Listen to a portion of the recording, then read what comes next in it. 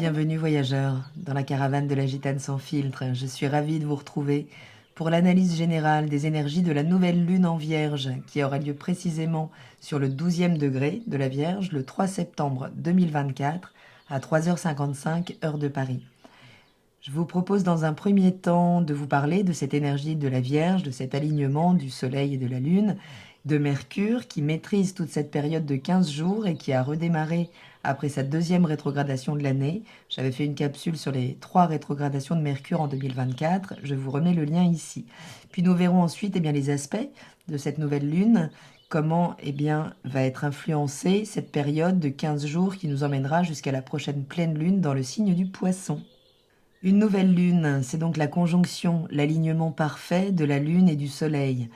Ces deux luminaires qui parlent de notre part consciente et inconsciente et qui se réunissent comme pour créer un nouveau réservoir de sens prêt à se remplir là pour ce nouveau cycle, se remplir d'expériences jusqu'à donc cette prochaine pleine lune qui sera un moment d'apogée où on pourra prendre conscience du sens, de l'impact du mouvement qui ondule à travers nous pendant cette quinzaine.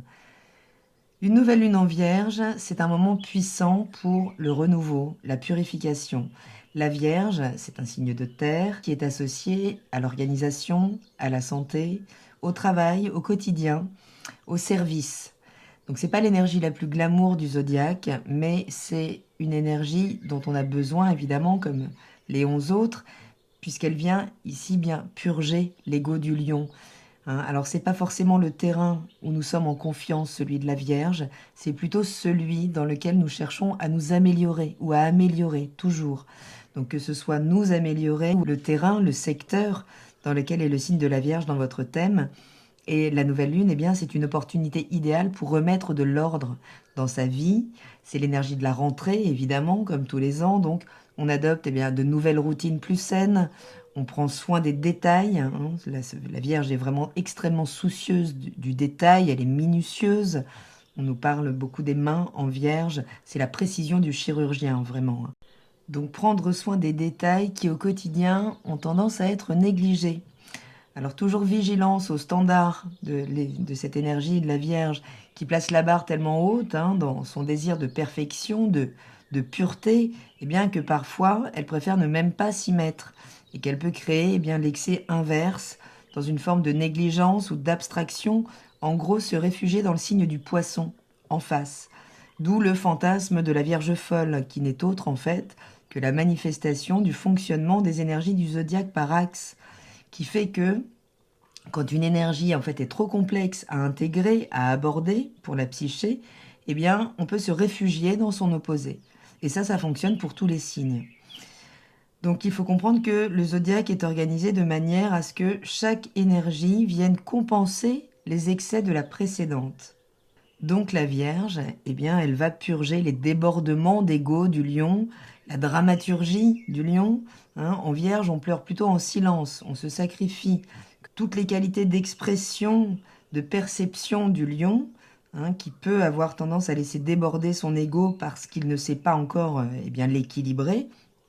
On peut parler de ses qualités de volonté, de rayonnement, la Vierge va venir compenser tout ça. Donc elle est plus discrète, cette énergie, sauf si elle se laisse pénétrer par l'environnement, si elle met du Poisson, donc le signe dans son axe, du Poisson, entre guillemets, dans son vin, en fait.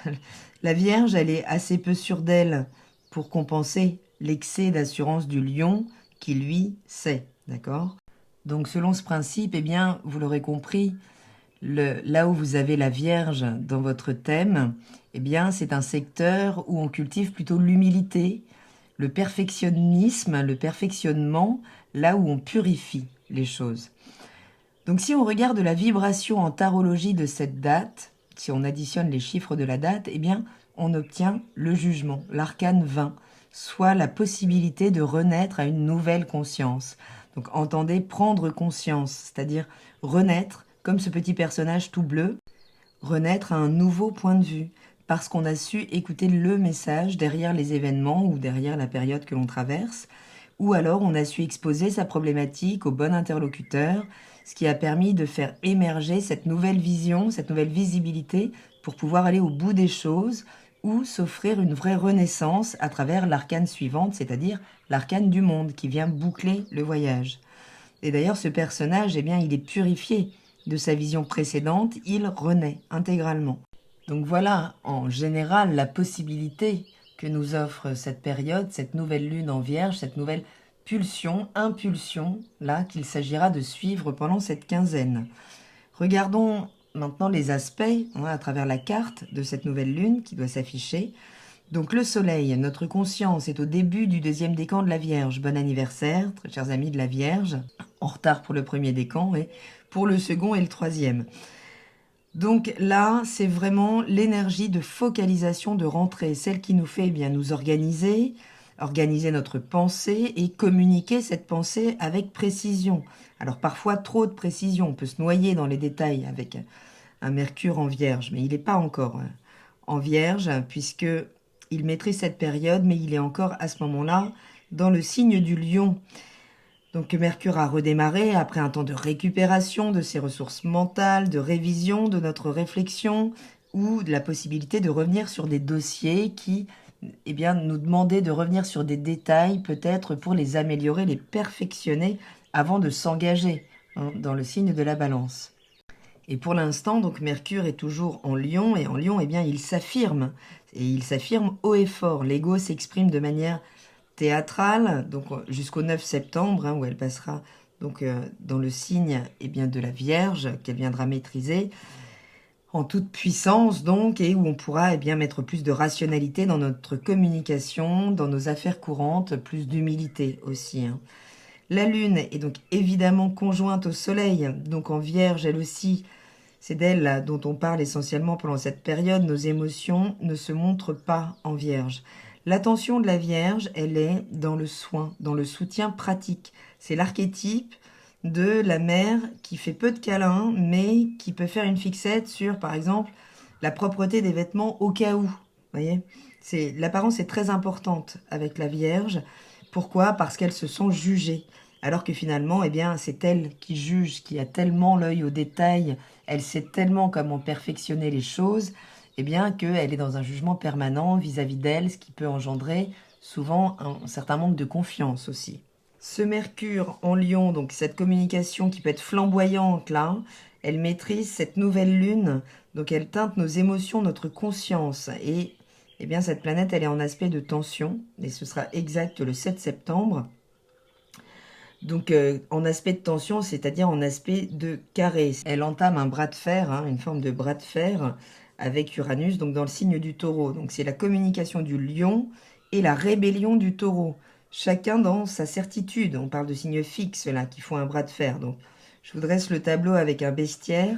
Ça vous donne un peu l'idée de l'énergie de cette journée là, du 7 et des jours autour évidemment. Et c'est toujours en fonction de votre thème. Mais bras de fer entre deux signes fixes, donc les plus résistants au changement d'opinion, de vision, ça peut être un moment de tension à noter. Ce même Mercure, il travaille donc cette tension avec Uranus, mais il est également en trigone, qui est une bonne disposition en termes d'énergie, qui est un aspect de prise de conscience. Et ce trigone, il se fait avec Chiron, le merveilleux guérisseur de notre blessure identitaire en Bélier. Donc la possibilité pendant cette période de prendre conscience que quand je force mon ego, c'est en fait un écho à un manque de contour que j'arrive à donner à ma personnalité. Il y a l'idée du « qui suis-je derrière ?» pour qui je me prends. C'est cette idée donc de laisser exprimer pleinement sa personnalité, puis avec la Vierge, d'y remettre de la rationalité, de retrouver de l'humilité pour équilibrer cet ego qui se transmet dans la communication. Et dans ce bras de fer, donc, entre Mercure et Uranus, je préfère vous le dire directement, c'est Uranus qui gagne ce bras de fer, puisque dans les astres aussi, tout est question de puissance, de pouvoir. Et ici, c'est un joyeux rapport de force, mais sans éclat. Puisque Uranus, et ça c'est l'événement, ça va influencer les 6 prochains mois, Uranus entre en rétrogradation. Donc cette planète qui incarne la révolte, c'est le libre penseur des astres, ce ni Dieu ni maître qui vient se libérer là, pendant 6 mois, des limitations de Saturne qui la précède. Et cette force révolutionnaire et insatisfaite d'Uranus, pendant cette période de rétrogradation, elle ne s'exprime plus vers l'extérieur en interaction, à dire non systématiquement, avant de réfléchir, au cas où on lui prendrait un petit peu de sa liberté, hein, mais elle se tourne vers l'intérieur. Donc qu'est-ce que ça veut dire? Eh bien, ça veut dire que pendant 6 mois, donc jusqu'au 31 janvier 2025, et je ferai une capsule dédiée spécifiquement à cette rétrogradation, eh bien, nos révoltes ne vont plus s'exprimer à l'extérieur, mais elles vont se cultiver à l'intérieur dans nos psychés. Donc, on n'exprime plus de front son mécontentement dans le secteur concerné, hein, donc à la couleur du taureau en plus, de manière puissante, indéfectible, mais on commence à revoir intérieurement les vieux concepts, patterns, donc habitudes les plus ancrées finalement dans le secteur où nous avons le signe du taureau. Il y a l'idée bien, de révéler notre nature véritable à notre conscience intérieure. Et comme notre révolte se nourrit, bien, notre originalité peut s'affirmer avec d'autant plus de puissance. Et paradoxalement, elle peut s'afficher à notre insu. Donc cette rétrogradation qui se met en place, donc là, tout début septembre, hein, depuis le 1er de mémoire, eh bien, Uranus en rétrogradation perd de sa superficialité. Entendez ça par... Je vous parlais d'un Uranus direct qui dit non avant de réfléchir. Comme si, finalement, créditer la situation ou l'opinion qui lui est extérieure ou étrangère était synonyme de perte de liberté. Donc, en gros, on dit non par défaut, avec un Uranus direct, le temps de réfléchir, finalement, et peut-être éventuellement, dans un deuxième temps, de revenir vers un oui, si vraiment ça peut servir notre épanouissement. Mais en rétrogradation, eh bien, Uranus travaille à notre engagement profond à développer notre vision originale pour faire évoluer les mentalités, les croyances installées.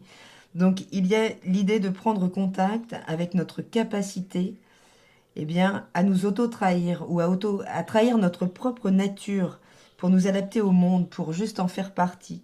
Donc 6 mois là pour prendre conscience de ça.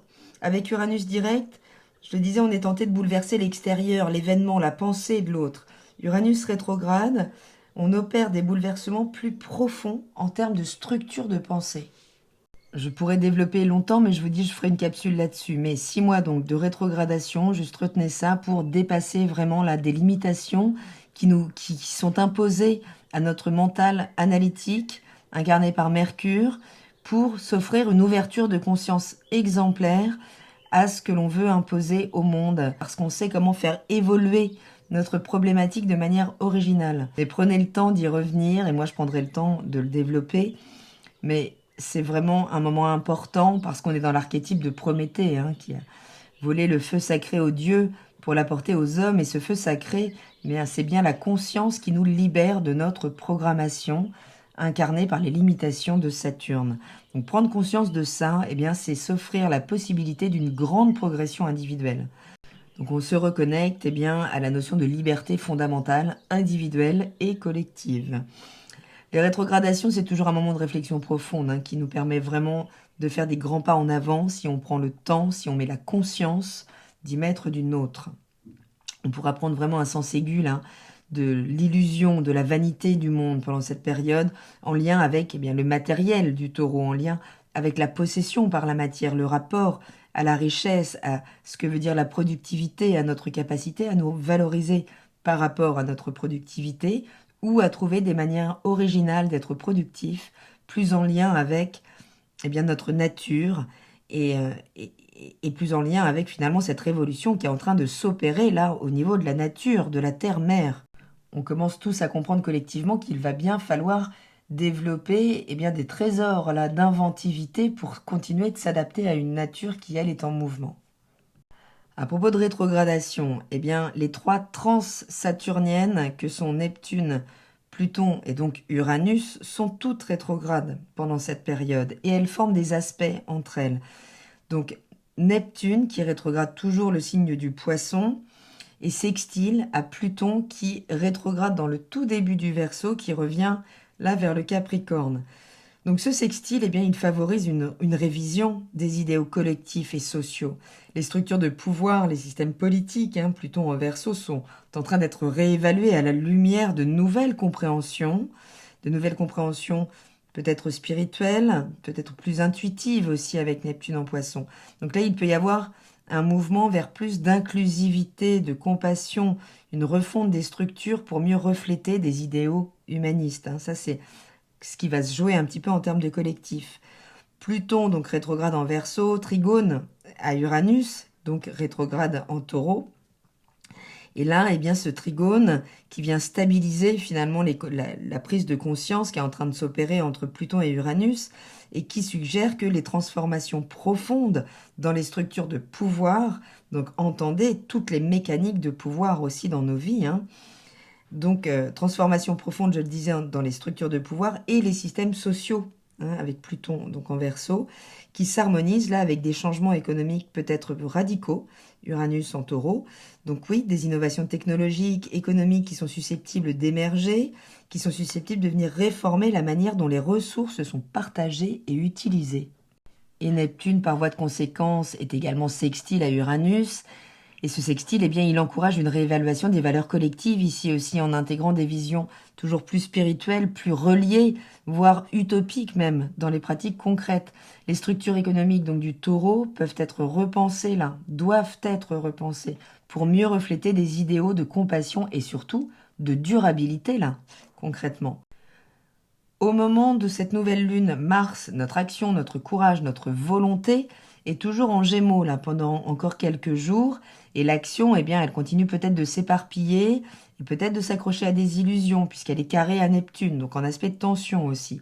Donc possibilité pendant cette période de certaines désillusions, de sensations que nos actions sont des coups d'épée dans l'eau, voyez, pour imaginer un petit peu l'énergie. Donc notre volonté est assez instable en Gémeaux.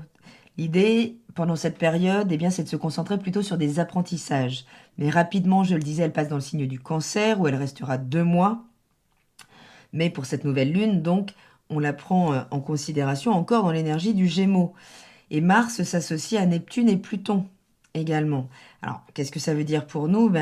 Qu'on peut se sentir super motivé pour agir, pour changer les choses, mais c'est fondamental, là, pendant cette période, de garder les pieds sur terre, prendre le temps, surtout, de clarifier ce que l'on veut vraiment, de revoir peut-être nos priorités pour éviter des confusions, de s'embrouiller ou tout simplement de s'épuiser, en fait. L'idée, c'est de profiter de cette période pour vérifier si nos actions sont bien en phase avec nos valeurs et nos objectifs à long terme. Donc je le disais, ces 3 planètes, donc Neptune, Pluton, Uranus, sont rétrogrades et forment des aspects harmonieux, ce qui est assez rare. Donc c'est quand même une très belle occasion là pour une transformation en profondeur, que ce soit à titre personnel et évidemment par extension à titre collectif. Cette période nous pousse à réfléchir sur nos structures actuelles, nos croyances, nos valeurs matérielles. Donc c'est un moment idéal pour ajuster tout ça de manière significative. Donc avec l'énergie rétrograde, eh bien ces changements, ils demandent un retour sur soi, un retour, une révision peut-être même du passé, des ajustements progressifs, plutôt que des actions précipitées. Vénus, nos amours, nos finances, est conjointe au nœud sud, notre réservoir mémoriel, en termes d'engagement relationnel, puisqu'on là on est dans le signe de la balance. Possibilité de résurgence de mémoire, de situation en lien avec le partage équitable, alors peut-être de valeur ou juste de reconnaissance de sa valeur dans la relation. Ici aussi, le chapitre peut être long, je développerai dans les horoscopes.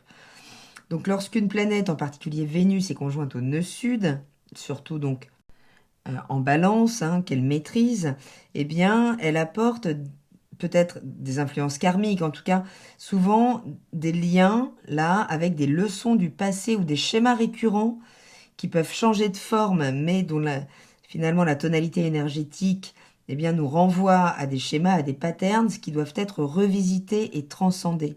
La balance, le signe de l'harmonie, de la beauté, de l'équilibre dans les relations, amplifie cette énergie, vient vraiment mettre l'accent là sur la nécessité de ce rééquilibrage, de cette réévaluation au sein des relations et dans tous les aspects de la vie associés à cette énergie.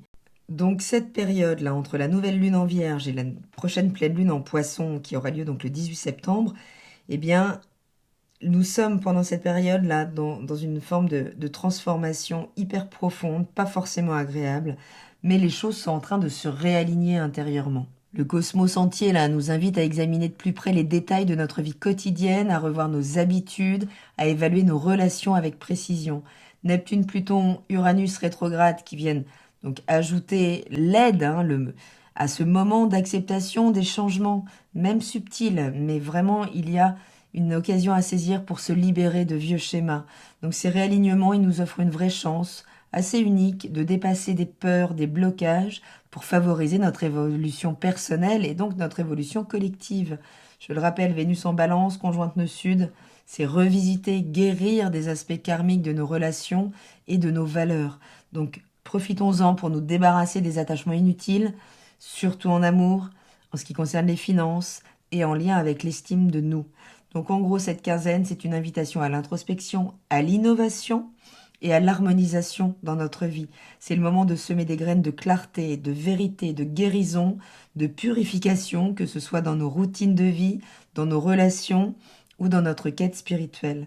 Chaque action consciente et bienveillante aura un impact profond, nous guidant vers un épanouissement authentique au moment de la pleine lune en Poisson. Donc belle période pour se réorganiser, purifier, se concentrer sur les détails, se rappeler l'importance de la simplicité, de l'efficacité et de l'attention aux petites choses qui peuvent faire la différence. Donc quel que soit le secteur de vie touché par cette nouvelle lune, eh bien l'énergie de la Vierge nous invite à adopter une approche plus pragmatique, plus méthodique, plus ancrée dans le réel. Donc servons-nous là de cette période pour affiner nos intentions, accepter les transformations et créer un équilibre intérieur qui reflète le meilleur de nous-mêmes dans sa version la plus authentique. Restons ancrés, soyons dans la confiance en notre intuition et accueillons avec grâce cette période qui nous offre la possibilité de croître en patience, en clarté et de nous préparer à la manifestation de nos aspirations les plus profondes sous peut-être la lumière de la pleine lune à venir. Voilà voyageurs, j'espère avoir un petit peu éclairé cette période. Je vous remercie pour votre écoute, votre présence, vos partages. N'hésitez pas à aller voir le tirage de votre mois. Je vous embrasse, je vous dis à très bientôt dans la caravane de la Gitane sans filtre. Salut!